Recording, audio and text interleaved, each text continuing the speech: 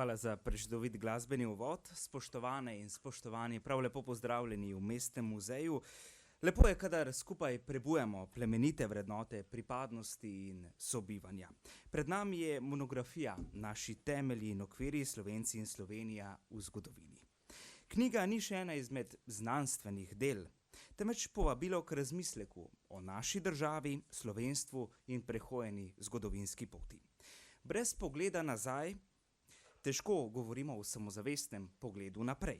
Pred nami je zanimiv pogovorni večer, najprej pa na oder vabim človeka, ki sem ga spoznal na Geosu, simbolu slovenstva. Svoje misli bo o domovini strnil Tone Kuntner. Prosim.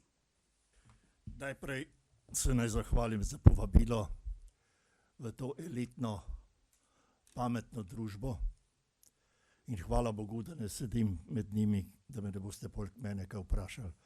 Jaz bom kot uvod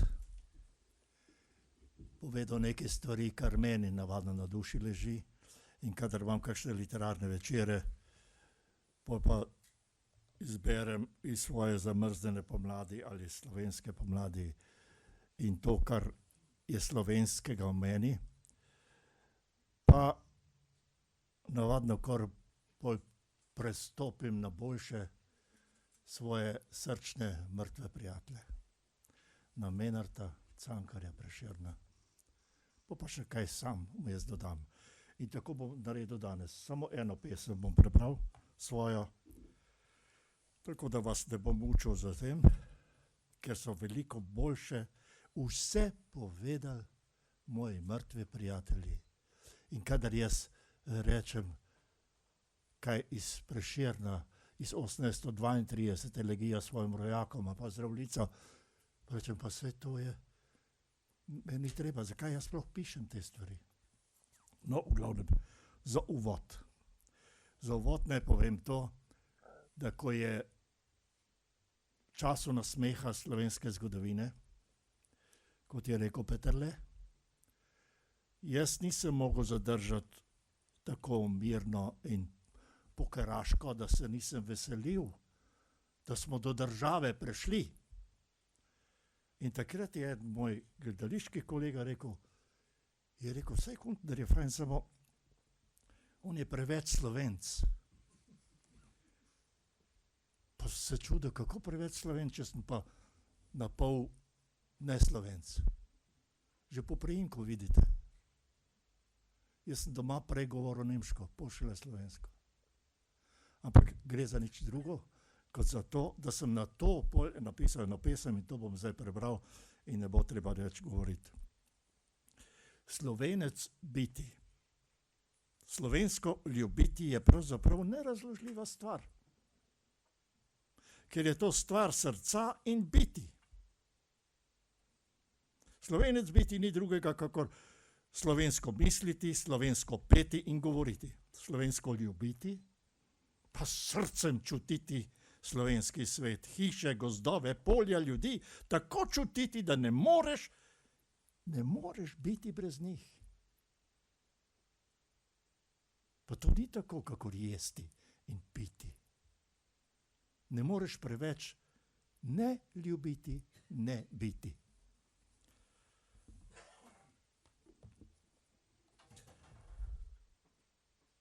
Moj prijatelj Janez Menart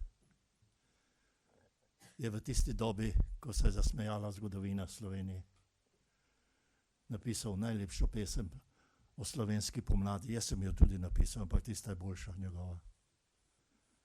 Drevo slovenstva raste 1000 let. In zdaj prišla je velika pomlad, ko odsvetel je hrepenenja cvet in že zori svobode zlati sad. Sad, ki zori, ni dar bogatih tal in sončnih dni in blagega dežja, iz upanja pognal je sredi skal in rastu iz skrbi in iz gorja. In zdaj zori. In milostljivi čas je med sinovi našega rodu vseh dob in let in dni določil nas. Za zadnjo stražo svetega sadu, da ga z drevesa 1000-letnih nad še zadnji hip nam ne ukrade tat. To pesem je moj prijatelj Dare Valič povedal prvim slovenskim vojakom na Igu. In meni je Janez, tisti Janez, ki ima še en je, mi je rekel, da so takrat ob tem stavku, da je določil nas za zadnjo stražo Svetega sadu, da ga z drevesa tisočletnih nad in tako naprej, da so začutili ti mladi vojaki odgovornost, veliko zgodovinsko odgovornost. Mi jo pa danes uživamo, že 35 let, ne glede na ptičev, ki letijo nad nami in tako naprej. Torej, poglejte, več in boljše zna povedati in vedno se zarešil pol s prijateljem z Vrhnike, ki je zgodovino tega naroda povedal. Zelo poetično in resnično. Narod enkrat blagoslovljen, 9-krat obsojen. Kako si živel? Kaj si doživel? Tvoja dolga povest je povest o siromaku betežnem, ki vstati ne more. Kolikor je dolin in kotlin po teh lepih deželah, ne držale bi vse tiste krvi, ki je bila tot prelita. In koliko je bo še prelite? Kome si stopil na svet, si bil te narod sužen med narodi, otrok si bil pa že sužen, psovka ti je nauk delila, palica ti ga je otepala. Suvali so te od vseh strani očmi in mačehe, botri in botrice. Včasih si zajokal, včasih si umahnil, vas utrujen, včasih si pa tudi planil. Ali kome si planil, so te podrli na tla, zvezali so te še tesneje in celo usta so ti zaklenili. V curkih je tekla kri iz tvojih žil, napojila je to zemljo za več klafter globoko. Zato je ta zemlja rodila in kadar se jedel sužni kruh, si jedel sam svoje meso in pil svojo kri. Močan si, o slovenski narod, 1500 let krvaviš, izkrvavel nisi. Narod mehužnik bi dušo izdihnil, še sveče bi mu nažgali, še bil bi mu ne peli. Ti pa 1000krat ranjen, v trpljenju, utrjen, ti kome zmaješ z rameni pod težko sovražno pestjo in praviš, nikar, da ta burka je stara že 1000 let. In naslednje je napisal ta moj Ivan z Vrhnike. Vsa nesreča, kolikor smo jo doživeli, izvira iz ene same laži, da nimamo kulture, da torej nismo vredni stopiti med druge narode in da moramo pobirati ostanke, medtem ko so drugi pojedli ocvirke in vse mastne žgance. Kaj je za tega del treba? Treba je pokazati, da imamo kulturo. Doslej smo se le povedali, da smo, odslej pa je treba pripovedovati, kaj smo. Tak bo ta narod, kakor ga boš naredil, takšen bo, kolikor ga boš naučil, tako si mislim. In zato ni moje dolžnosti, več moje življenje je, da tako storim, kakor mislim. In še eno aktualno misel napisal Ivan. Kam je letelo vse hrepenenje? Komu je bila darovana najboljša moč srca in razuma? Odkot je vrela, kam se je vračala vsa radost in bolest? Resnično domovino nisem te ljubil, kakor cmerav otrok, ki se drži matere za krilo. Tudi te nisem ljubil, kakor solzno meškovni vzdihovalec, ki ti kadi v lica sladke dišave, da te skeleje uboge oči. Ljubil sem te s poznanjem. Videl sem te vso v nadlogah in v grehih, sramoti in v zmotah, ponižanju in v bridkosti, zato sem žalostjo in srdom srcu ljubil tvojo skrunjeno lepoto, ljubil 100krat više in 100krat globje od vseh tvojih trubadurjev. Moje delo je knjiga ljubezni. Odpri jo domovino, da boš videla, kdo ti je pravičen sin. ljubezen, je rekel Cankar. In to tista ljubezen slovenska, ki se ne da ne uzakoniti, ne zapovedati. In jaz sem vesel, da so taki ljudje tu, ki niso samo pametni, ampak srčno nori. In z njimi upamo v prihodnost. Bom pa še zdaj Prešerna, ko sem Prešernom končal, ki se malo kdo zaveda, da je on pravzaprav napisano molitev. Molitev. 7. kitica. V 7. kitici sonetnega venca pravi, da bi nebesa milost nam skazale, odtajat kranja našega sinove, njih in Slovencev vseh okrog rodove z domačimi pesmami Orfeja poslale, da bi nam srca unel za čas dežele, med nami potolažil razprtije in spet zedinil rod slovenšne cele, da bo od sladkote njega poezije potihnil ves prepir, bile vesele viharjev, jezdnih mrzle domačije. Lahko bi rekel amen.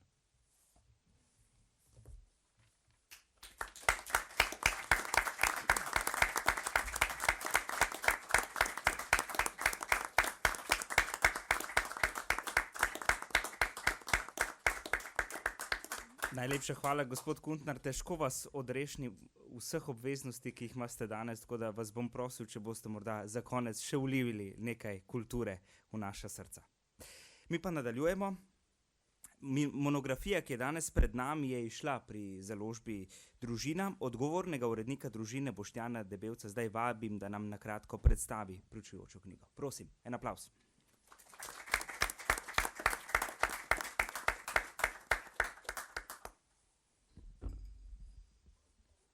Mogoče bi bilo bolj prav, da bi bil tukaj direktor Družine Tone Rode, ki je vse to od zadaj podpiral in se tudi že prvi dogovarjal. Ampak vseeno dovolite nekaj misli in eno kratek pregled sklopov, ki jih ta monografija nosi. Predvsem, kot je bilo že rečeno, monografija odgovarja na vprašanje, kateri so tisti temelji in okviri, na katerih se je oblikoval slovenski narod in naša država. Pravzaprav, kaj nas je oblikovalo, da smo danes to, kar smo. Pred 7 leti smo v tedniku Družina na pobudo doktorice Ane Lavrič in kroga zgodovinarjev iz različnih področij začeli z rubriko Slovenci v zgodovini. Namen je bil en sam. Najprej naj tudi povem, da je to res prišlo strani zgodovinarjev samih, ljubiteljev. Namen je bil vzbuditi ljubezen do naših korenin in na poljudno-znanstveni način približati našo zgodovino najširšemu krogu ljudi. Do danes je nastalo že 340 prispevkov in lahko rečem z veseljem in ponosom, da je to ena najbolj branih rubrik v Družini. No, na tej osnovi je potem nastala monografija z 9 sklopi, v katerih 13 avtorjev osvetljuje temelje in okvire. To je približno, prej sva se z Borisom Golcem pogovarjala, približno 15% gradiva, ki je zdaj v tej knjigi. Na kratko vsebini.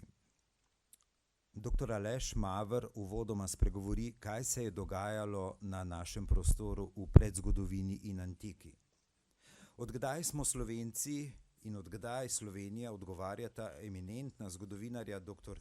Igor Grdina in letos preminuli dr. Janez Hefler. Države in dežele ter vladarske dinastije predstavijo dr. Boris Golec, dr. Miha Preinfalk in profesor Milan Škrabec. Dr. Kozma Ahačič pa nas popelje k rojstvu slovenskega jezika in njegovemu razvoju vse do današnjih dni. V prvih zametkih slovenske identitete spregovorita dr. Vanja Kočevar in dr. Luka Vidmar. Dr. Stane Granda pa to nadgradi še z dozorevanjem naroda v 19. in 20. stoletju. Monografija nas na koncu pripelje do slovenske osamosvojitvene misli, ki jo zabeleži zgodovinarka gospa Helena Janežič, z nacionalnimi in državnimi simboli pa delo skleneta predsednik Slovenskega heraldičnega društva Aleksander Hribovšek in že pokojna doktorica Nataša Cigoj Krstulovič. Prav je, da upozorim tudi še na bogato slikovno gradivo, ki je dodano tej monografiji. Predvsem pa v ozadju, prav da omenim, res skrbno, natančno uredniško delo, ki ga je ob pomoči doktorice Ane Lavrič in magistra Blaža Otrina potrpežljivo vodil dr. Boris Golec, in ta trojica in ekipa 11 zgodovinarjev, ki smo v tem uredništvu, je res prvi vrsti zaslužna, da je danes pred nami ta monografija. Dovolite, da na koncu še en osebni pogled na celotno zgodbo, ki sem bil udeležen prvič kot odgovorni urednik tednika Družine, drugič kot koordinator, sklicevatelj sestankov, na katerih je bilo vedno res prijetno, je prijetno. Monografija Naši temelji in okviri je sad res strokovnega dela članov uredništva Slovenci v zgodovini, predvsem pa je to sad srčne želje, kot ste omenili, gospod Kuntner, srce, drevo, srčne želje, da bi spoznali in vzljubili svoje korenine in tako bolj polno in odgovorno živeli sedanji trenutek in prihodnost. Hvala lepa.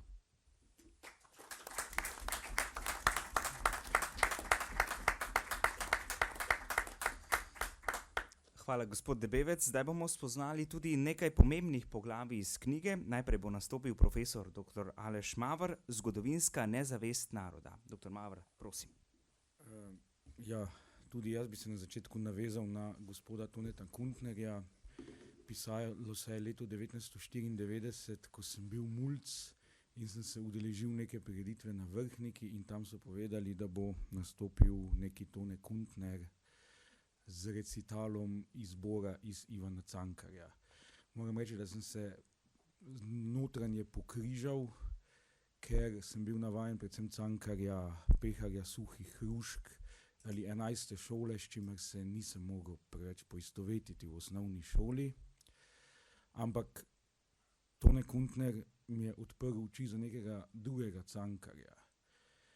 Cankarja, ki je fejst dec, ki je marsikatero zabeljeno povedal in ki je predvsem zelo dobro razumel Slovence in Slovenke. Zdi se mi, da se ravno ob Ivanu Cankarju in načinu, kako si ga predstavljamo in ga razumemo, dobro zrcali tisto, kar je značilno za pogled Slovenk in Slovencev na lastno zgodovino. Čeprav sem zgodovinar, sem se sam s tem začel intenzivneje ukvarjati šele v zadnjih letih in pri tem prišel do nekaterih spoznanj, s katerimi se morda ne boste vsi strinjali.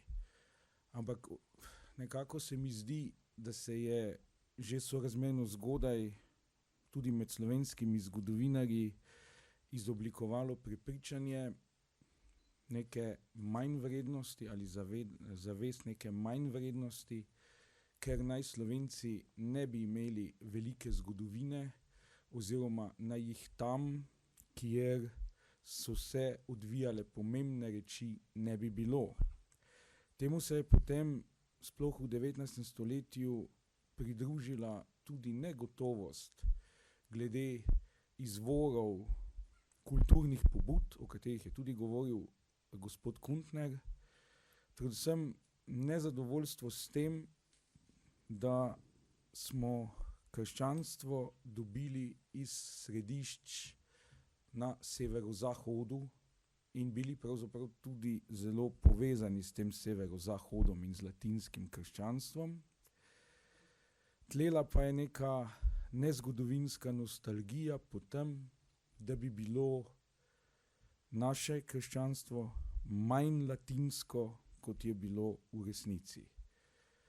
Ta težnja se je potem še okrepila z obratom na jugovzhod oziroma z vstopom v južnoslovanske državne tvorbe. Vendar se mi zdi, da je najpomembnejši tretji prelom, ki ga pa prinese dogajanje med drugo svetovno vojno in po njej, kajti takrat pride do revolucije, ki je bila podložena z nepojmljivim nasiljem. In občutek imam, da je bilo mogoče to revolucijo vsaj deloma upravičiti, hkrati z njenim nasiljem samo tako, da izhajamo iz predpostavke, da je bila ta revolucija nujna, saj naj Slovenci predtem še ne bi imeli polno razvite narodne samobitnosti in niti narodne kulture. Kar po mojem mnenju seveda ni res, saj se mi zdi, da smo Slovenci vso potrebno kulturno infrastrukturo dobili že v času avstrijske ustavne dobe od druge polovice 19. stoletja do začetka 20. stoletja. Hkrati je razplet druge svetovne vojne seveda pomenil, da je revolucionarna stran skoraj v celoti obvladala slovensko družbo za precej dolgo časa in soočili smo se s težavo, ali pa se še vedno malo soočamo s to težavo, da se hkrati ni mogla poistovetiti s kulturnimi, političnimi in tudi družbenimi temelji, na katerih je dotedanji razvoj Slovencev in slovenstva ležal.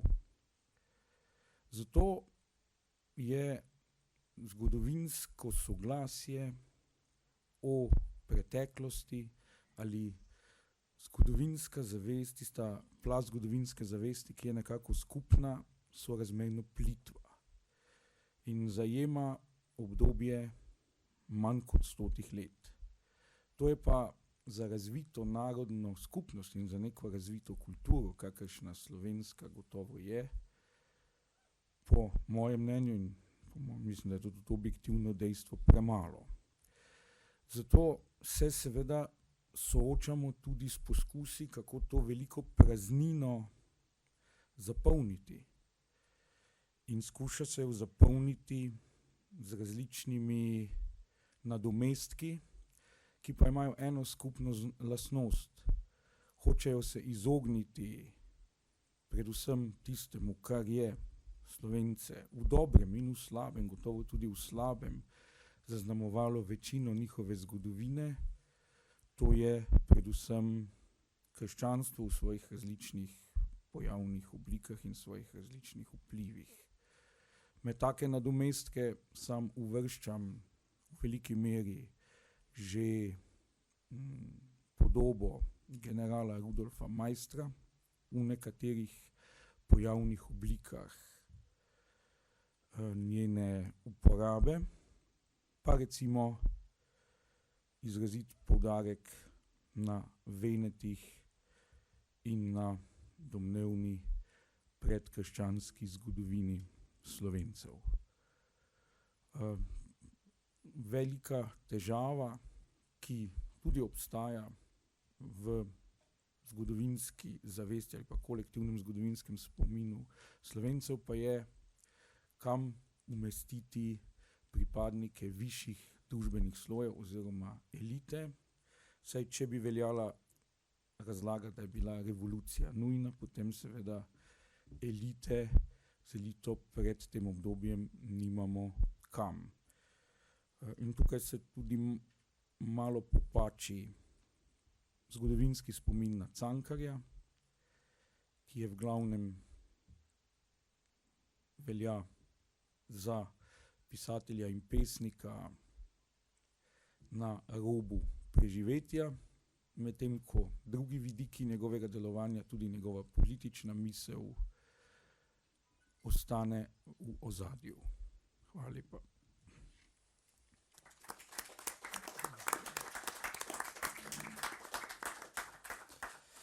Hvala, dr. Mavar. Še preden damo besedo glavnemu uredniku izdaje, naj se ob tej priložnosti zahvalim sourednici in souredniku Ani Lavrič in Blažu Trinu. En aplavz prosim za oba.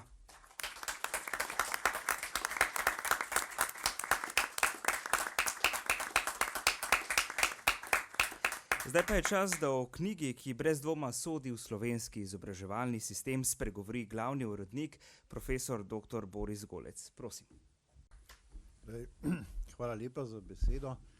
Prav je, kot je povedal ravnokar moj predhodnik, da se spomnimo tukaj obeh sourednikov, brez katerih knjiga ne bi bila tako lepa, kot je.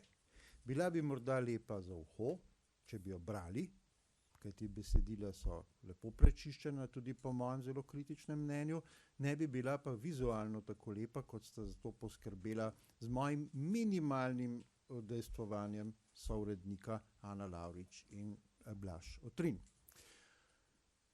Morda bi tukaj spomnil, da ideja sama o taki knjigi ni prišla iz vrst zgodovinarjev, kajti dr. Ana Lavrič je umetnostna zgodovinarka. In ko se je obrnila na nas, ko je iskala svoje prve apostole, smo bili skeptični. Vsaj jaz sem bil skeptičen, da bi pisali še eno zgodovino v vrsti poljudno-znanstvenih, strokovnih ali kakorkoli zgodovinskih pregledov, ki smo jih dobili v zadnjih desetletjih. Ena takih knjig je nenazadnje šla pred desetletjem, vendar je bila to predelava nekih starih del, pisana v bolj poljudno strokovnem slogu in za torej širše množice. To je bilo takrat še sveže. Mi smo se o tem pogovarjali leta 2018 in potem začeli resno delati naslednje leto. Torej, zakaj zdaj imeti še eno v vrsti zgodovin? Neko kronologijo, torej od naselitve ali od prazgodovine pa do danes, ki bi jo napisali, kdo pa smo vendar mi, neko megalomansko delo je to. Zgodovinari se tega morda bolj zavedamo kot ne zgodovinari. Kajti vemo, koliko truda, koliko dela, koliko novih znanstvenih spoznanj, ugotovitev, prevetritev in premišljevanj mora stati za nekim takim delom, ki je potem primerno za, bomo rekli, tako širše ljudske množice, kot se je nekoč reklo, ki je razumljivo, ki je dovolj premišljeno. Torej, Ana Lavrič je dala pobudo, okrog nje smo se potem zbrali kot nek grozd, ne samo zgodovinarji, ampak tudi umetnostni zgodovinarji, literarni zgodovinarji, jezikoslovci, približno 20 urednikov, ki smo premislili, da bi bilo zelo dobro, če bi zgradili od spodaj.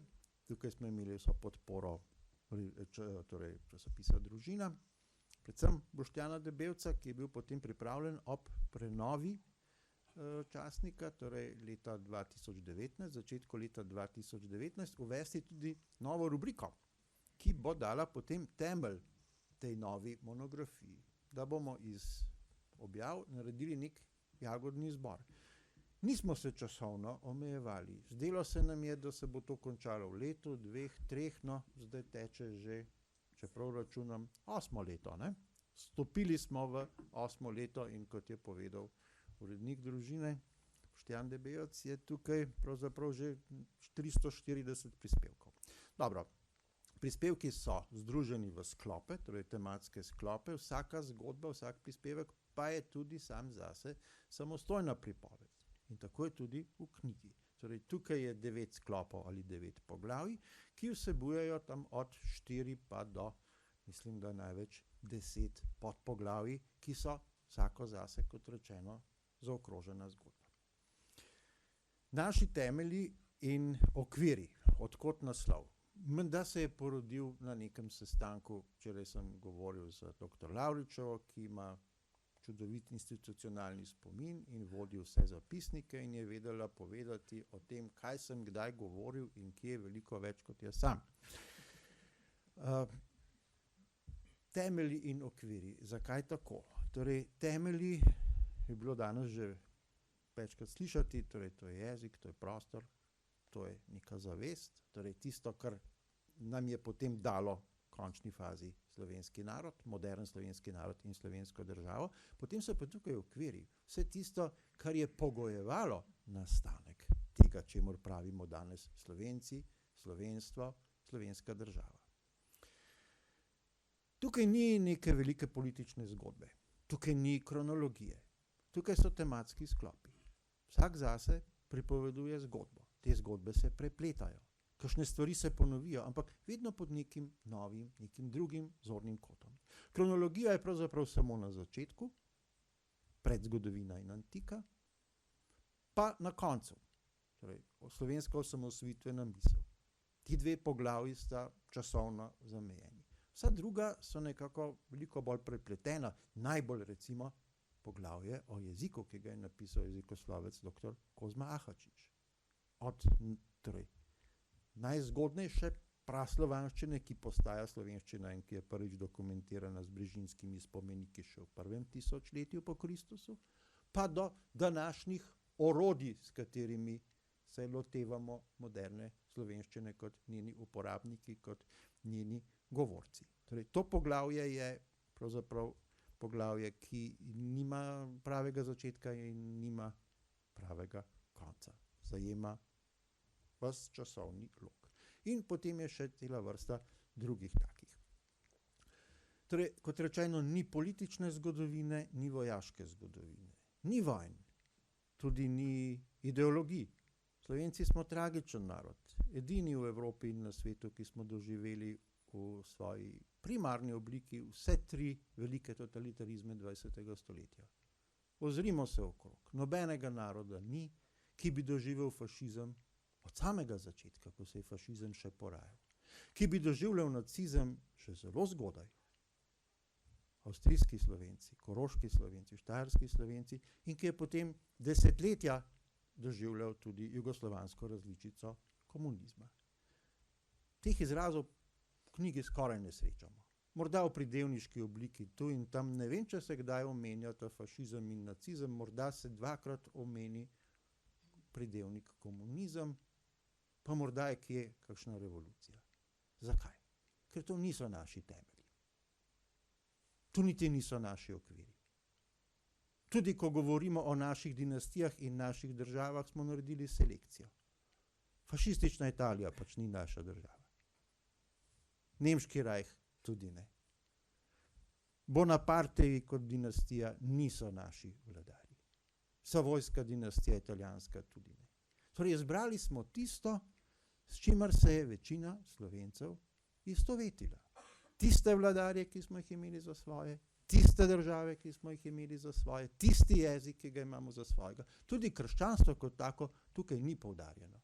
Vedno znova se ga lotevamo, od pokristjanjenja pa preko protestantizma, ampak vse pod vidikom torej, rasti oblikovanja modernega slovenskega naroda. Kot da bi bil to seveda nek končni cilj. Pa nismo na koncu, veste, še daleč nismo na koncu. Na koncu so bili vedno totalitarizmi. Ti so videli potem zveličanje in ti so videli potem konec zgodovine pri samih sebi. Vsi so klavrno propadli. Dejansko so doživeli konec zgodovine. Torej, mi še vedno gradimo, zato imamo torej, naše temelje in imamo naše okvire in končni, ta zadnji okvir je potem slovenska država, o kateri je prav tako povedanega premalo v tej knjigi, to je morda njena največja hiba po mojem mnenju, ampak ko bo prišlo do ponatisa, verjemite, bomo dodali tudi to poglavje. Kako smo dobili slovensko državo. To bi bilo zaenkrat z moje strani vse. Hvala lepa.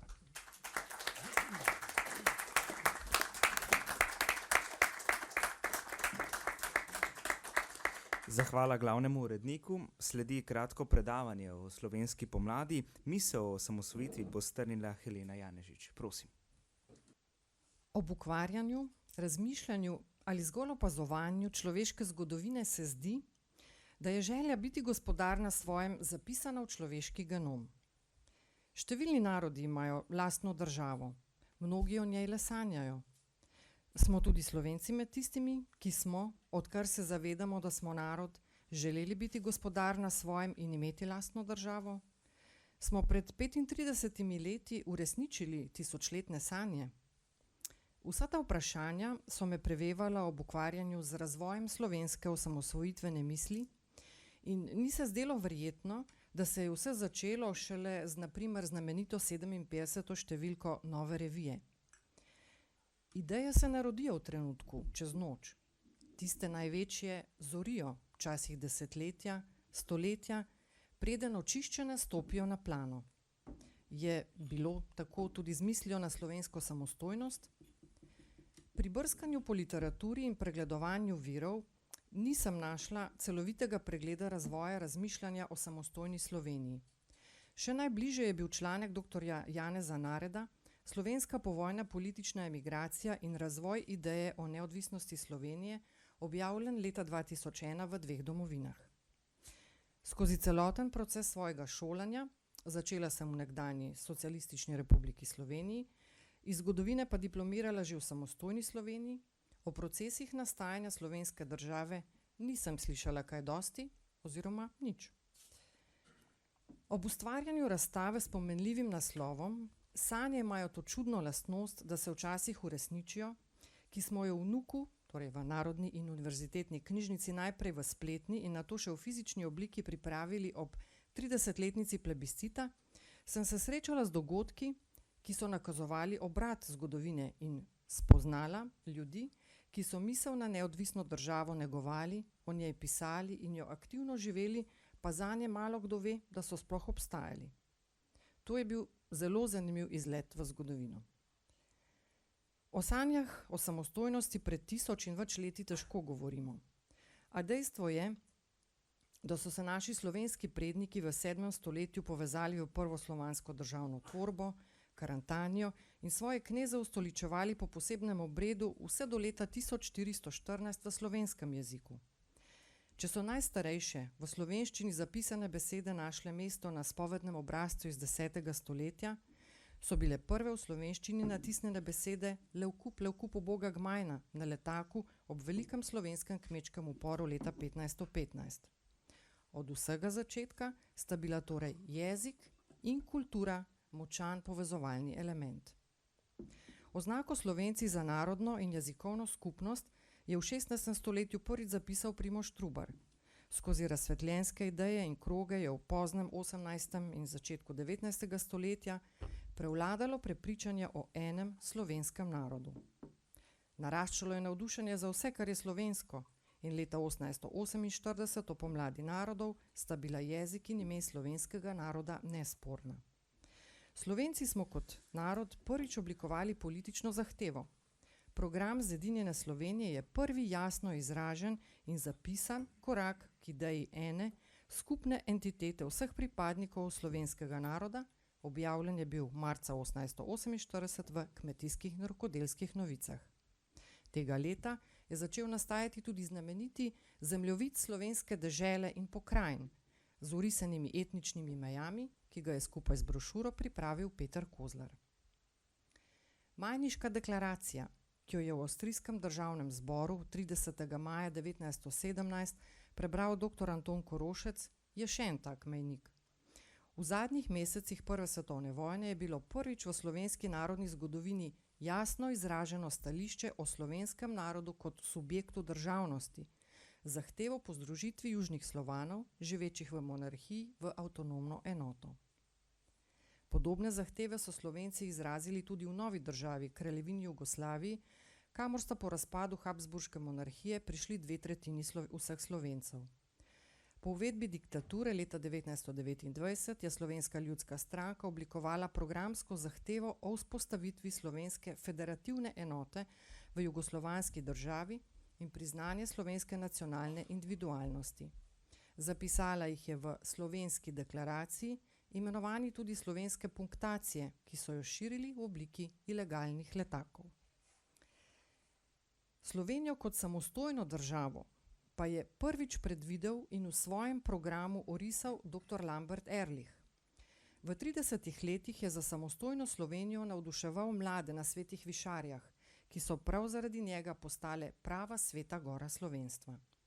Konec leta 1941 je oblikoval ilegalni politični program z naslovom Slovenski problem, v katerem je predvidel 3 možnosti naddržavnih povezav Slovenije. Ampak ena od teh je bila Slovenija kot samostojna država v zaledju Trsta pod mednarodnim protektoratom, ki jo je Ehrlich poimenoval Švica vzhodne Evrope. Dr. Ehrlicha je 26. maja 1942 v atentatu umorila varnostno-obveščevalna služba. Njegovo idejo o združeni samostojni Sloveniji so po njegovi smrti še naprej negovali in razvijali njegovi duhovni nasledniki. Konec druge svetovne vojne je na Slovenskem pomenil vzpostavitev komunistične oblasti. V tujino je odšel velik del slovenske inteligence in družbene elite, s sabo so odnesli tudi misel o slovenski samostojnosti. Nadaljeval jo je dr. Ciril Žebot, Ehrlichov naslednik, sprva v Rimu in nato v ZDA. Že v Rimu je ustanovil akcijski odbor za zedinjeno in suvereno slovensko državo. V Združenih državah glasilo Slovenska država. O tem je pisal knjige. Njegova Slovenija včeraj, danes in jutri je bila prva uradno prepovedana slovenska knjiga v Socialistični republiki Sloveniji.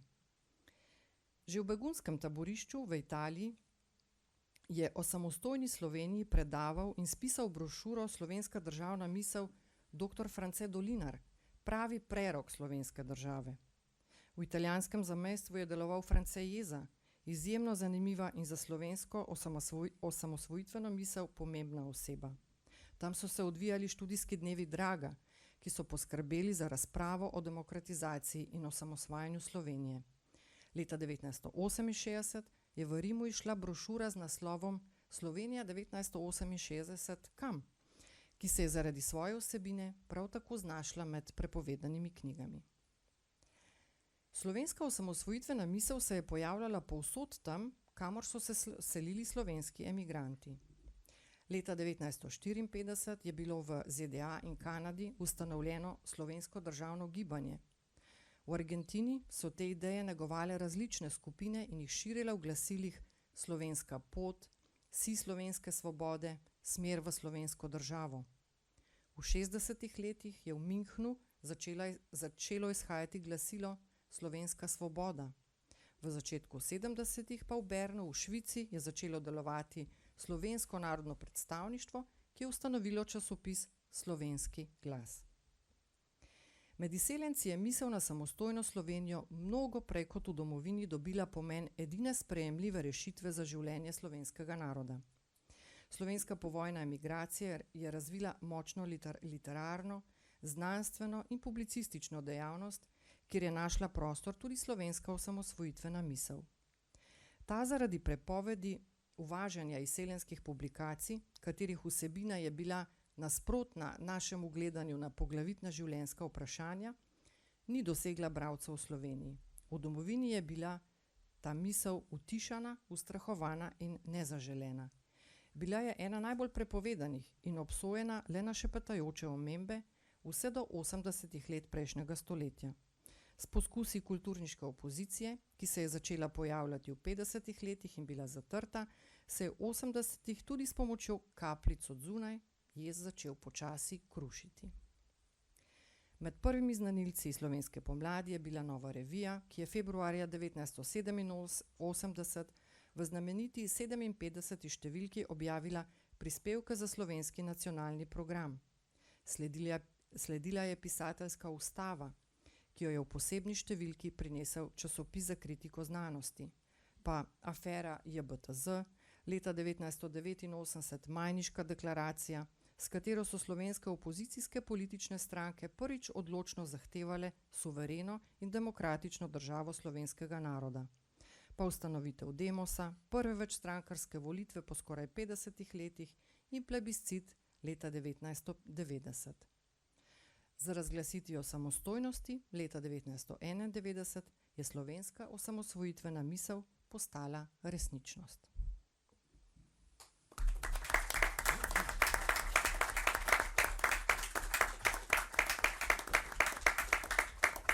Hvala, gospa Janežič. Posebno poglavje v knjigi imajo tudi prispevki o tako imenovanih vladarskih dinastijah. Kaj so za slovenski narod pomenile dinastije? Dr. Miha Preinfalk, odr je vaš. Hvala lepa. Zdaj, naslov tega sklopa je res vladarske družine, rodbine, vendar ne bom govoril ne o Karantancih, ne o Karolingih, ne o Karadžordževičih, pač pa o tistih vmes, torej o Habsburžanih, o katerih sem tudi pisal in prispeval nekaj poglavij. Pred nekaj leti sem bil na neki šolski predstavi ob zaključku šolskega leta in tam so predstavljali tudi dogodke iz slovenske zgodovine. In prvo svetovno vojno so pospremili s komentarjem, da smo se takrat Slovenci borili proti tujcem za tujce. Zdaj, pri drugih sicer nisem opazil kakšnih reakcij, sam kot zgodovinar, mene kot zgodovinarja je pa kar malo privzdignilo na stolu. Kdo so bili torej tujci, za katere smo se borili? Seveda je bila mišljena stara Avstrija in njeni vladarji Habsburžani. To je bil za moje pojme še en pokazatelj sicer širšega in uveljavljenega diskursa, češ da smo Slovenci do leta 1918 živeli pod tujim jarmom, da so nam vladali tujci in podobno. Zdaj, kar se tiče tujega plemstva na splošno, sam s svojimi raziskavami razbijam ta mit in dokazujem, da je bilo med plemiškimi rodbinami na Slovenskem pravzaprav zelo veliko takih, ki so imeli povsem slovenske korenine. Kar pa se tiče Habsburžanov, je pa tako, če gledamo skozi ozko prizmo nacionalnosti, potem to do neke mere seveda drži. Vendar pa je treba na pretekle dogodke gledati z merili, ki so veljali za tisti čas. In po teh merilih Habsburžani nikakor niso bili tujci, oziroma pravzaprav to niti ni bilo pomembno.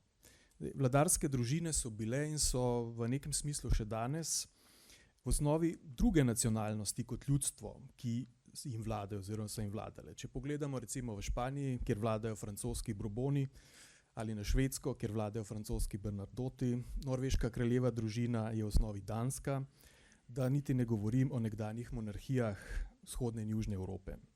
Tudi Angležem, ki so tako ponosni na svojo zgodovino in svoje vladarje, že od leta 1066 ne vlada nobena avtohtona angleška dinastija, vse so v osnovi neangleške. No, vsezadnje bi lahko tudi Avstrijci danes lahko rekli, da Habsburžani niso njihovi, da so tujci, ker so v osnovi Švicarji. Tudi Slovenci v preteklosti Habsburžanov nismo smatrali za tujce, temveč so bili to naši vladarji, ki so nam vladali po božji milosti, kot so tudi sami to večkrat poudarjali. To naklonjenost lahko opažamo sicer bolj za zadnje obdobja, ko je raznih virov zgodovinskih več. Med drugim se kaže tudi recimo to v številnih upodobitvah Matere Božje v 18. stoletju, kjer ima Marija obrazne poteze vladarice Marije Terezije. To je raziskovala Ana Lavrič. Naklonjenost se kaže tudi v navdušenju, ki je spremljala obiske vladarjev na slovenskih tleh. Vanja Kočeva recimo raziskuje obiske v okviru dednih poklonitev. Za 19. stoletje pa lahko temu navdušenju sledimo po časopisju. Slovenci smo veljali še posebej za zveste poddanike Habsburške hiše. Leta 1882 smo na primer na veliko proslavljali še 600. obletnico pripadnosti k dinastiji Habsburžanov. Še med prvo svetovno vojno so se pri Slovencih nenehno pojavljale izjave globoke vdanosti Avstriji in njeni vladarski hiši, čeprav seveda so bile tudi vedno glasnejše zahteve po ureditvi države, v kateri bi imeli Slovenci več veljave. Habsburžani so deželam, ki jim danes rečemo slovenske, torej vladali več kot 600 let, oziroma Goriški in Prekmurju malenkost manj. Zato seveda ni nobenega dvoma, da so prav oni odločilno vplivali na razvoj teh dežel in družbe, ki je v njih živela. Habsburžani so na svoje dežele gledali kot na celoto in zato pri svojem delovanju oziroma vladanju niso delali razlik glede na etnične nacionalne pripadnosti svojih podanikov, oziroma 19. stoletje lahko tukaj malo pustimo ob strani. Na splošno lahko rečemo, da so Habsburžani bili skupna točka celotne izredno raznolike monarhije. Kaj pa lahko rečemo specifičnega glede povezave med Slovenci in Habsburžani? Kaj so nam dali kot Slovencem? Recimo lahko rečemo, da so nas obranili pred osmanskimi Turki. Po njihovi zaslugi imamo danes Kobilarno Lipica, pa tudi dolenjsko metropolo Novo mesto, ki se je nekdaj po svojem ustanovitelju Rudolfu Habsburškem imenovala Rudolfovo. Habsburžanka, resda primožena, je bila tudi dobrotnica Stiškega samostana Virida Visconti. celotna zgodba s celjskimi grofi, ki jih danes smatramo za najbolj slovensko plemiško družino, je neločljivo povezana in prepletena Habsburžani. Habsburžani so res da uničili reformacijo, preganjali protestante, se pa pod njimi v obdobju rekatolizacije razmahnil barok in jezuitsko izobraževanje. Njihova zasluga je tudi verska pokrajina v Sloveniji, ki je v osnovi takšna, kot je bila na njihovo pobudo. Se pravi, ustanovitev ljubljanske škofije, ukinitev glejskega patriarhata, ustanovitev goriške nadškofije, vse to je posledica prizadevanj Habsburžanov. Seveda so tukaj tudi reforme Marije Terezije in Jožefa II., ki so že kar legendarne, od obveznega osnovnega šolstva, številčenja hiš, upravnih reform, verske tolerance, odprave tlačanstva in tudi uvedba krompirja. V začetku 19. stoletja pa seveda vojne z Napoleonom in po njihovem koncu Ljubljanski kongres, ki je za pol leta postavil Ljubljano v središče takratnega evropskega političnega dogajanja. Če torej pogledamo skozi nacionalna očala, so Habsburžani glede na svoj nekdanji imperij ne le avstrijski, ampak tudi malo slovenski, češki, madžarski, hrvaški in slovaški, celo italijanski in belgijski, pa tudi romunski, ukrajinski, poljski, bosanski in srbski in seveda španski, skratka evropski. Zato se mi je zdela tudi posrečena ideja kolege z inštituta Gregorja Antoličiča, ki je zbornik o zadnjem cesarju Karlu nekoliko provokativno naslovil kot Karel zadnji slovenski cesar.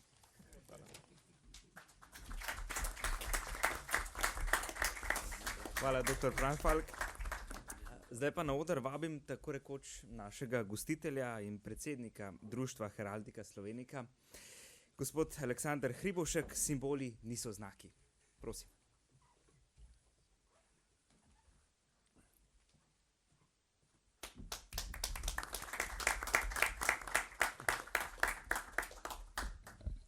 Dober večer vsem skupaj. Ne vem, kje si dobil naslov, ampak moj naslov je Slovenski simboli, jezik, kulture, zgodovine in odgovornosti. Malo šale za začetek, ampak ja. O slovenskih simbolih govorimo pogosto, a redko poglobljeno.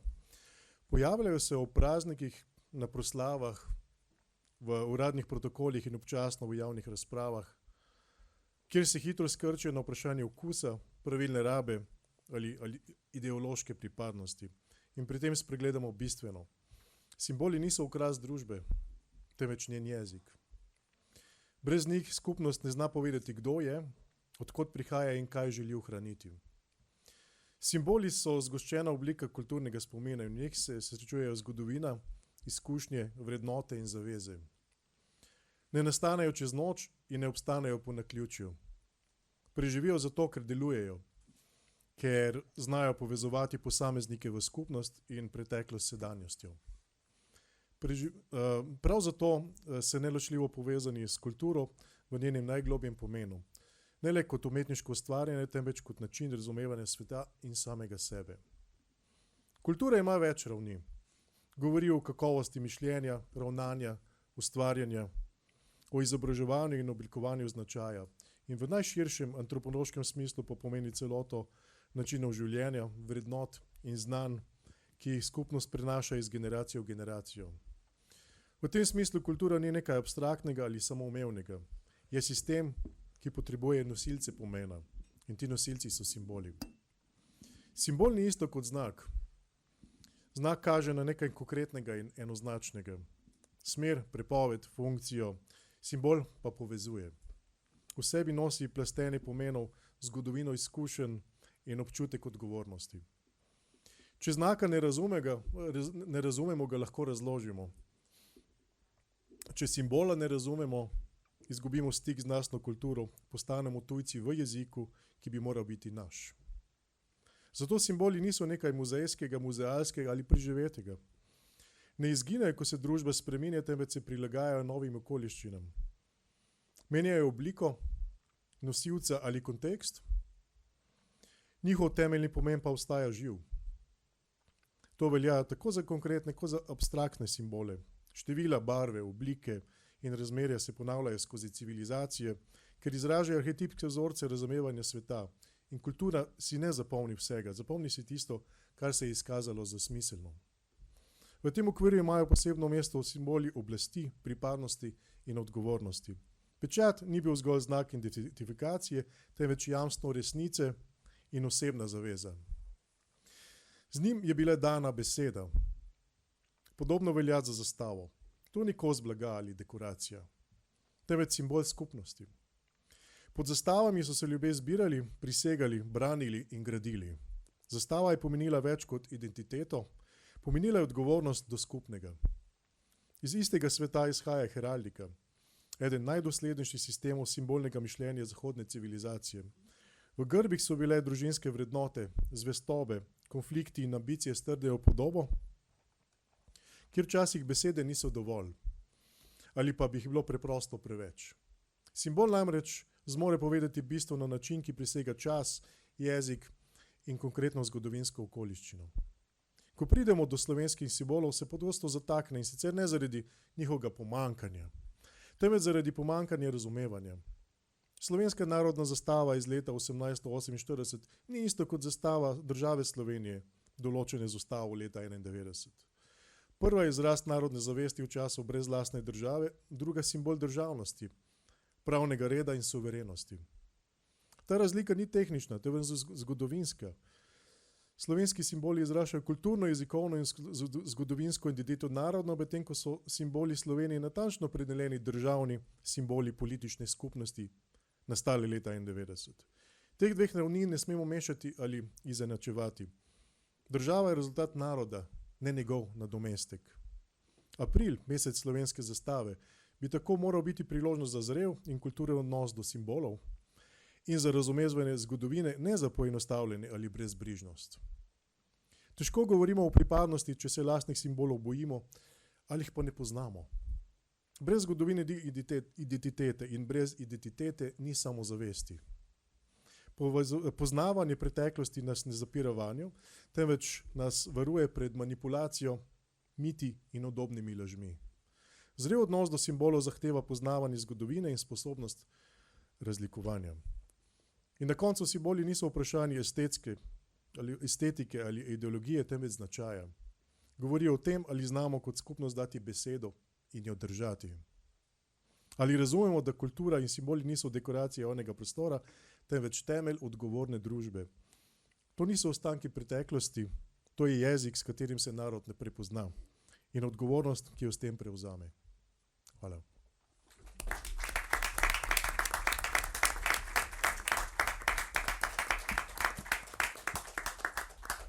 Hvala, gospod Hribovšek. Še pred začetkom naše skupne razprave pa sledi nova glasbena točka. Oskar, prosim.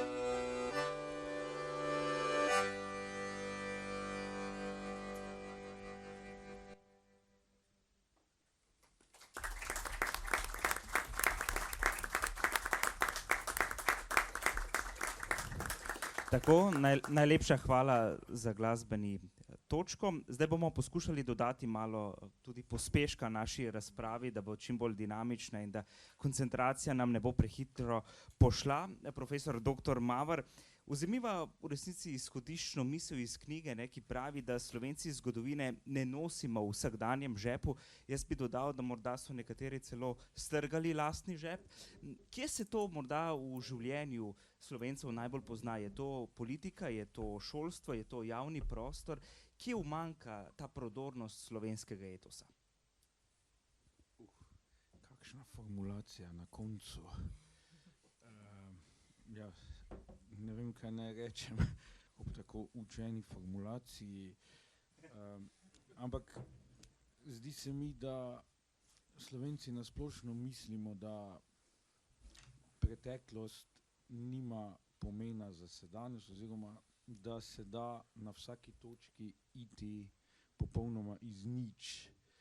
In potem se je že velikokrat zgodilo tudi v zadnjih 35 letih, da ko smo poskušali začeti spet iz nič, nas je preteklost večkrat ujela. Tako da jaz bi rekel, da se tu zadeva najbolj pozna. Sam sem se pa na to slovensko posebnost zares spomnil šele, ko sem trčil ob to, kako pa recimo Poljaki doživljajo svojo preteklost. Ker tam ne samo, da so osebnosti iz poljske zgodovine in dogodki iz poljske zgodovine veliko bolj navzoči povsod, recimo, ko vstopiš v šolo, te takoj pozdravi kak velikan poljske zgodovine, ampak tudi preprosti ljudje čutijo neizmerno potrebo, da bi ti razložili vsak kamen, vsako še najpomembno kapelico, cerkev. Za njih je to, kot da je to najpomembnejša stvar na svetu. Seveda je recimo za nekoga slovensko pametjo, celo zame kot slovenskega zgodovinarja, zelo neprijetno, ker te razlage trajajo kar dolgo časa, potem seveda, če si tam kot turist, tvoji gostitelji običajno ne znajo angleško, nekdo mora to prevesti, to pomeni, da čas se potem raztegne na dvakratnik. Ampak takrat mi je nekako kliknilo, da je to nekaj, česar si v Sloveniji ne znamo predstavljati. In zdi se mi vedno bolj, da je soočanje z zgodovino enostavno ena od nalog, ki vsako skupnost čaka, in je ni mogoče odmisliti, tudi če bi jo radi, pa če tudi je v naši zavesti čisto na površini ni. Zdaj, ne vem pa, kaj bi si počel s tistim etosom. Mogoče ga štafetno predamo naprej. Olimpijskih iger je konec.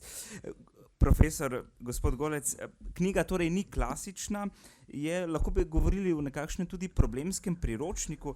Zakaj se vam je zdel ta pristop nujen 35 let po plebiscitu? Torej, ne glede na to 35 let po plebiscitu ali 100 let po plebiscitu, se mi zdi, da tematska vprašanja so tiste, ki jih najlažje razumemo. Torej, neka kronološka zgodovina nas odvrne v prvem trenutku. Kdo bo bral od začetka do konca? Lepo vas prosim. Kdo bo iskal recimo zgodovino šolstva po posameznih obdobjih? Nikakor ne. Mi si želimo kratke informacije, novinarske informacije. Torej, 6 do 8 tisoč znakov, kjer bomo izvedeli praktično vse. Pričemer seveda ti prispevki niso enciklopedični, v enciklopediji je na tisoče gesel, tukaj jih je 51, se mi zdi, vseh skupaj po glavi. V 51 zgodbah nekako naj bi izvedeli tisto bistveno. Seveda izvemo o kakšni stvari nekoliko več, o kakšni nekoliko manj, ampak se mi zdi, da pa o vsem nekaj bistvenega in da so tukaj vprašanja, ki si jih nismo nikoli zastavljali. Ali pa smo si jih zastavljali, pa na nje nismo našli odgovorov. Tukaj pa poskušamo odgovoriti. Toliko. Zato drugačen pristop. In se mi zdi, ne vem, kako smo do tega spoznanja prišli, ne spominjam se, ampak se mi zdi, da je bil tukaj en začetni konsens, ki se je potem zelo lepo razvijal in torej, na moji levi kolega Aleš Maver je dal pa potem, se mi zdi, tisti prvi ton, torej način, kako naj bi na nek sproščen način torej naše zgodbe povedali. In potem smo mu sledili. Tako. in odpremo jo lahko praktično kjerkoli, kaj ne? Praktično kjerkoli. Ja. In potem je to Pandorina skrinjica, ki je ne zapremo. Gospa Janežič, v knjigi je osamosvojitev predstavljena kot dolgotrajen miselni proces, ne zgolj kot nek trenutek, ki se je zgodil leta 1991 in je izvzet in postavljen na piedestal. Zakaj tako hitro spregledamo v bistvu ta tudi miselni proces, ki je dovedel do same osamosvojitve?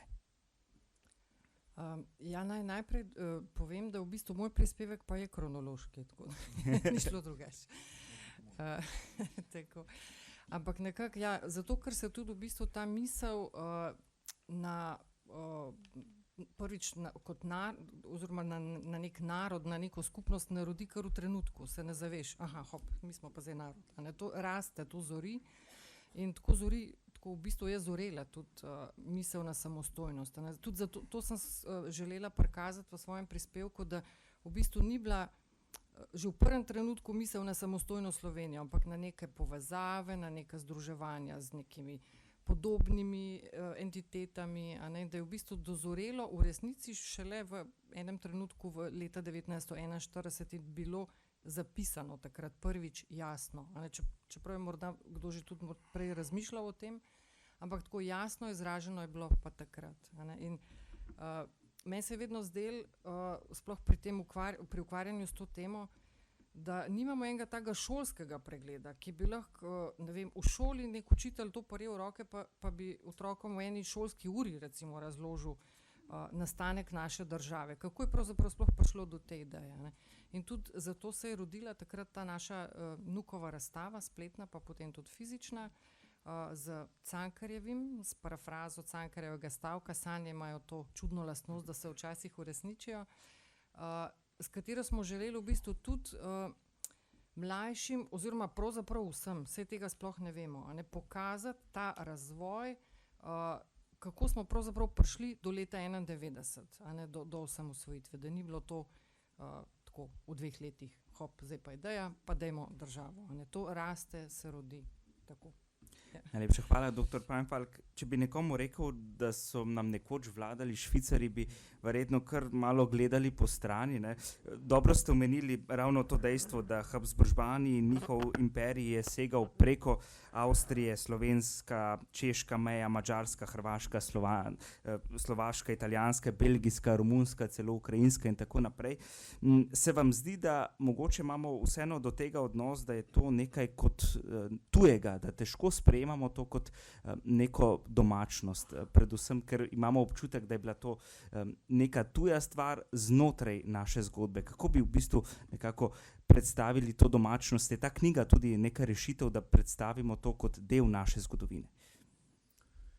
Ja, jaz mislim, da to tujost dojemamo predvsem zaradi tega, ker smo bili dolgo časa pravzaprav navajeni, da na slovensko zgodovino gledamo skozi izključno nacionalna očala in pravzaprav vse, kar ni bilo povezano ozko s slovenstvom, kot ga razumemo, se pravi tisto, kar ni govorilo slovensko ali razumelo slovensko, tisto ni bilo slovensko.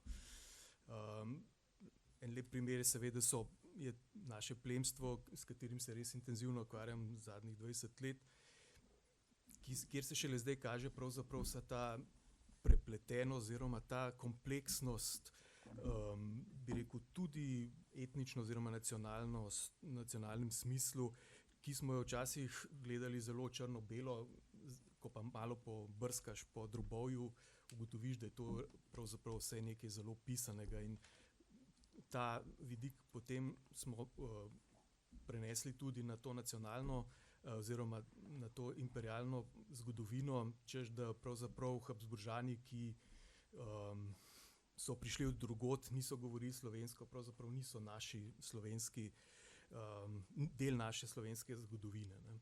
Ampak, kot rečeno, na zgodovino je treba gledati s tistimi merili, ki so veljala nekoč in v tem pogledu pravzaprav so Habsburžani še kako tudi naši.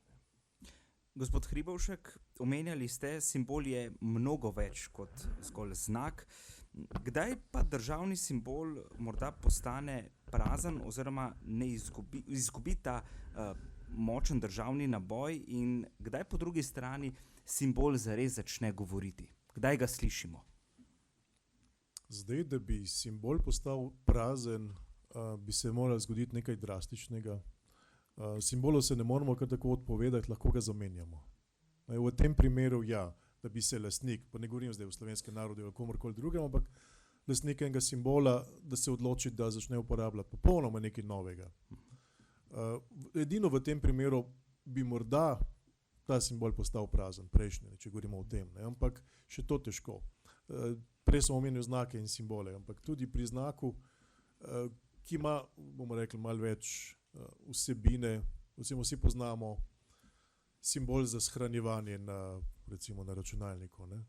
Gre za obliko diskete, to je medij, ki ga že desetletja ne uporabljamo več, ampak se je nekako ohranil kot simbol za shranjevanje, nečesa nekam. Ne? Čeprav nima več izvorne funkcije, ampak je prenesel. Ne? Cel ta medij se je prenesel naprej. Ne? Tudi prej sem omenil, da ja, simboli menjujejo lastnike, tudi v tem primeru lahko. Ne? Tako da težko izničimo en simbol. Tudi če bi se ena dinastija, recimo Habsburžani, odločila uporabljati popolnoma nov grb, je še vedno star grb, spomin na nje, še vedno je simbol. Slovenci dobro poznamo lastne simbole? Poznamo že, kako izgledajo. Poznamo, recimo grb poznamo bolj kot zastavo. Vemo, kaj v grbu, kaj pomeni, odkot so prišle te tri barve, bela, modra, rdeča, pa težje. Ljudje niti ne vedo za celotno zgodbo, recimo iz leta 1848. Zato zadnje čase zelo povezujejo, da je to izključno samo ruska zastava, kar ni res. Ne? Se pravi, gospoda Tomana ne poznajo vsi? Ne, tudi slovenska narodna zastava, ki bo kmalu stara 180 let, jim nekako gre mimo znanja, ampak nič za to. Zato je recimo tudi Društvo kraljev Slovenije se trudi, da vsako leto vsem za 7. april, ki je dan slovenske zastave, da nekako položi na dušo, pogledajte, je zgodovina in je bogata zgodovina te zastave, ne glede na to, da je v sodobnem času, bomo rekli, če govorimo o narodni zastavi, identična z rusko. Ampak ne, državna zastava ima dodan grb gor, ravno zato, da ima eno, recimo, distinkcijo od tiste zastave. Čeprav državna zastava Slovenije je bila prej kot državna zastava sodobne Rusije.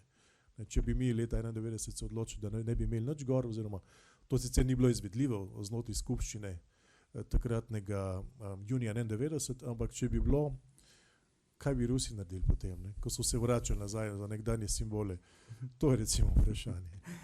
Najlepša hvala, otekli smo prvi krog, če se že počasi kakšno vprašanje iskri, ste vabljeni, da po naslednjem krogu že lahko vprašate, dvignete roko, pa bomo seveda dali mikrofon in dali vam priložnost, ampak otečimo še en krog. Dr. Aleš Maver, v samem prispevku ste omenjali tudi ta odnos, da Slovenci se težko poistovetimo z lastno elito v preteklosti, plemstvo, cerkev, dinastije. Ali smo s tem na nek način tudi malo zgodovino zožili, ker je nismo sprejeli? To zagotovo. No in jaz pač vendarle vidim glavni razlog te zožitve. Sveda, zdaj že v prejšnjem prepričanju, da Slovenci pravzaprav pripadamo pretežno nižjim slojem, ne, to se uveljavi že kar zgodaj. Ampak res je pa, se mi zdi, ta revolucionarna plast zelo pomembna. Zato nekaj povojna oblast po drugi svetovni vojni enostavno s to elito ni imela kaj početi. Ne. Jaz mislim, da o plemstvu je že nekaj govoril dr. Preinfalk. Enako se pa dogaja tudi z ljudmi, ki so bili nedvomno etnični Slovenci in so uspeli na področju gospodarstva. In tudi tukaj imamo še danes velike težave, kako zdaj te ljudi integrirati v skupno zgodbo. Zaradi tega, ker pred revolucijo dejansko take elite naj ne bi bilo. Ne. Zato se potem tudi tukaj opažam v zadnjem času pojav nekih nadomestkov ali pa polovičnih zgodb, kjer se recimo pri kaki Evgeniji Šumi predvsem poudarja to, da je za vsak božič podarila svojim delavkam z okne, ker to še nekako najbolj paše v siceršnjo zgodbo Slovencev, ki niso industrialci. Ne. Tisto, kar je pa, so bili pa njeni uspehi na gospodarskem področju, je pa bolj v ozadju. Gospod Golec, bi Slovenci lažje razumeli lastno državo, če bi v resnici poznali ta predmoderni čas, predmoderne oblike državnosti? To ne nazadnje nam v bistvu ta knjiga tudi ponuja. Komplicirano vprašanje. Jaz mislim, da smo se mi že zdavnaj odrekli svoji politični zgodovini, ko smo se odrekli kranjstvu. Torej, do začetka 19. stoletja smo bili pravzaprav razdeljeni po imenu, ne pa po zavesti, na Slovence in Kranjce. Kranjci niso bili samo tisti, ki so živeli na Kranjskem. Vsa Primorska se je stovetila s Kranjci in tudi del Štajercev, težje Korošci. Potem pa ta premislek pri naših razsvetljencih z Valentinom Vodnikom, recimo na čelu, Janezom Primicem, da kranjsko ime ne bo prodrlo na Štajerskem, ne bo prodrlo na Koroškem, predvsem pa, da ga bodo zlorabili Nemci in da se je potrebno potem nekako na nek skupni imenovalec opreti. In skupni imenovalec, ki ni bil za nikogar moteč, za nikogar diskriminatoren, so bili Slovenci in slovenski jezik. V tem se je vsak prepoznal. Kranjci so potem naredili korak nazaj in sprejeli slovensko ime. Torej Kranjci, ki so bili vodilni, ki so bili vodilna slovenska dežela. Če bi seveda mi postali vsi skupaj Kranjci v 19. stoletju, potem bi imeli danes lahko skorajda imenitno politično zgodovino. Kranjske čete, kranjska vojska, kranjski deželni glavari in tako dalje. Manjkalo nam je kaj? Manjkala nam je krona, da bi imeli vsaj nominalno kraljestvo, kot so ga imeli Hrvatje, kot so ga imeli Čehi, recimo, kot so ga imeli Madžari, ki so imeli tudi sicer neko dejansko politično oblast, kjer bi se potem s tem poistovetili, kar so imeli Poljaki, pa če tudi so imeli pogosto samo na papirju, pa jim je vse skupaj propadlo. Torej tukaj se mi zdi, da veste, Hrvatje, ko slišijo za hrvaškega kralja v 10. stoletju, ne pomislijo, da je to kralj tam nekega koščka Dalmacije. Da nimajo Međimurci, Zagrebčani, Slavonci najmanjše zveze z njim. Da so se takrat imenovali Slovenci in svoj jezik slovenski. Pa tudi niso imeli veliko zveze z nami. Ampak, če bi mi imeli torej nekega karantanskega kralja, pa bi vsi postali karantanci, saj smo imeli enega, o tem lepo Aleš piše, pa če bi imeli neke velike kranjske vojvode, pa bi se potem z njimi poistovetili, potem bi imeli danes politično zgodovino. Tako pa seveda moramo iskati neko Slovenijo, neke oblike poimenovanja slovenskega prostora, kot so slovenska dežela pri Trubarju, kot je Sklavonija, Slavonija v srednjem veku in tako dalje, ki seveda izvirajo iz slovenskega imena, ampak se nam zdi vse nekako prehodno, vse se nam zdi nekako malo otipljivo in potem naenkrat ostanemo brez politične zgodovine. Mislim, da je to v tem primeru ključno. Torej, vse so tudi drugi taki narodi, na vse zadnje Katalonci imeli so Aragonsko kraljestvo, saj ni bilo Katalonije, pa so taki recimo Latvici, taki so Estonci, da ne govorimo o Makedoncih in tako dalje. Cela vrsta evropskih narodov, ki ima danes državo, ima podobne težave. Najbližji smo si tukaj Slovaki, nedvomno. Pa še po imenu tako zelo podobni, pa še po zastavi, tako da bi se skoraj da mi lahko imenovali bratje. Saj smo izšli iz pravzaprav istega ljudstva, ki so ga potem Madžari nekako presekali na dvoje. Upam, da nisem bil predolg. Gospa Janežič, en aplavz prosim za tole.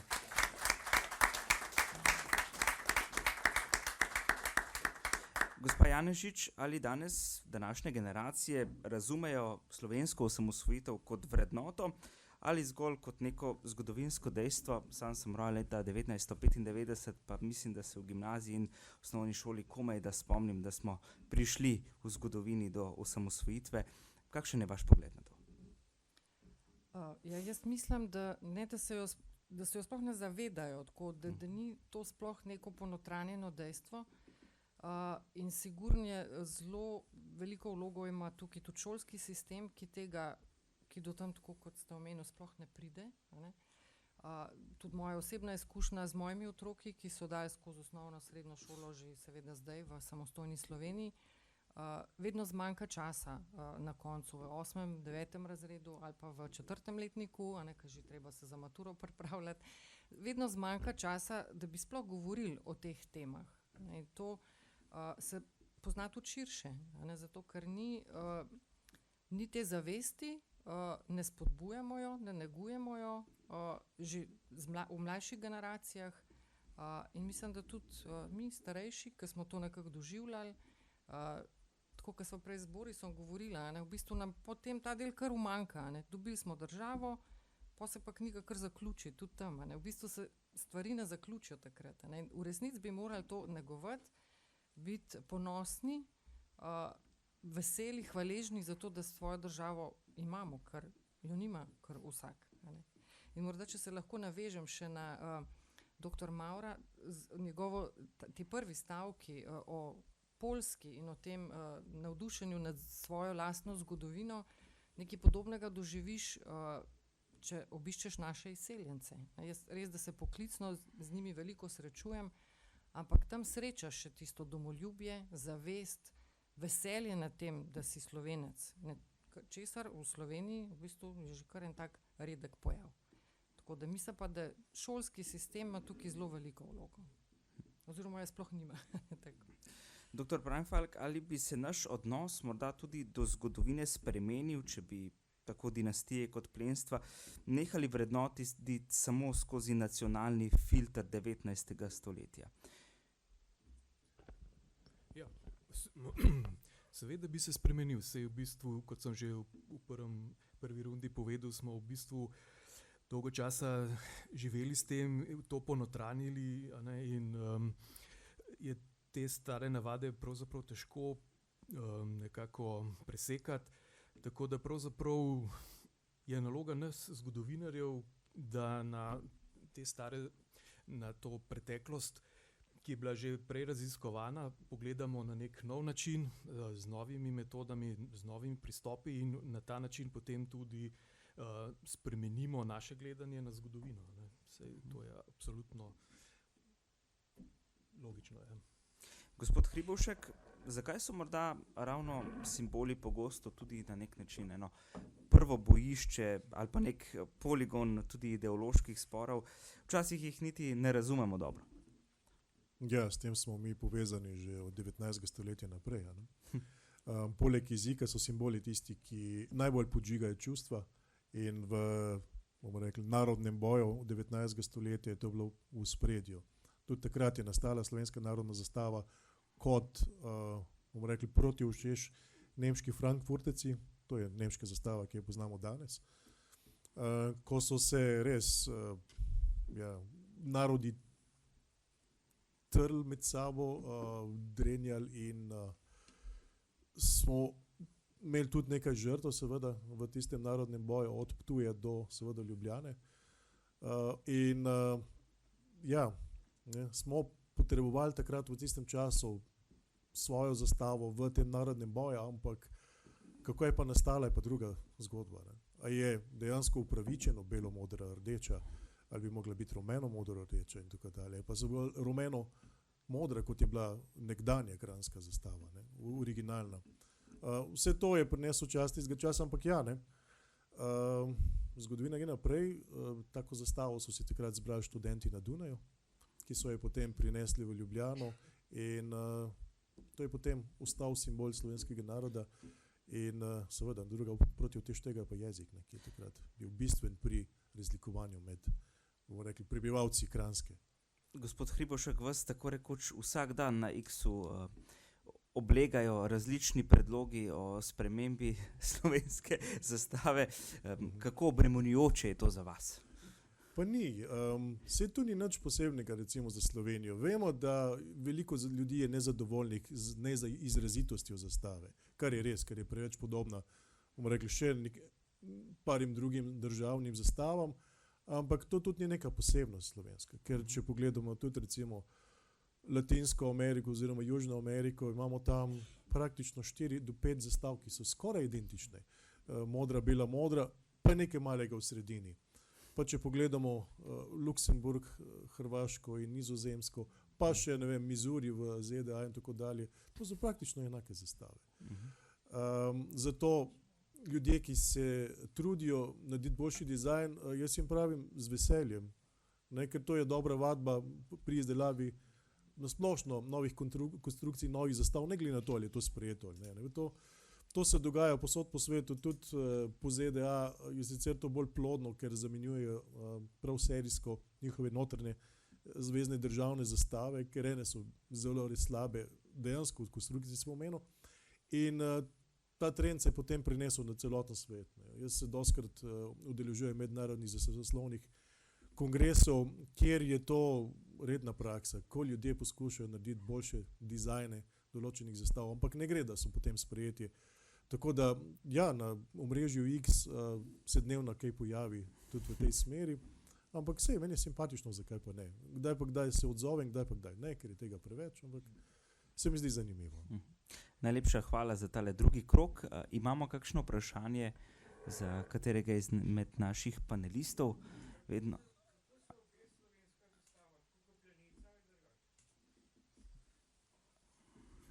Zastava Slovenije se izobesi izključno samo na en način, vodoravno. Vse ostalo je v zakonu prepovedano, do sprejema novega zakona je pač tako, kot je. Leta 1994 se to zapisuje v zakon, da samo vodoravno je dejansko pravno dovoljeno. Vse ostalo je napačno. Vemo pa, da vidimo navpične zastave izobešene po celi Sloveniji, pred vzgojno-izobraževalnimi zavodi, ne pred državnimi zgradbami, načeloma ne pred ministrstvi, ampak bolj pred šolami pa kakšnimi zasebnimi podjetji. Tam je več teh težav, ampak gre za to, da navpično izobešenje dolgih zastav je naša zgodovina.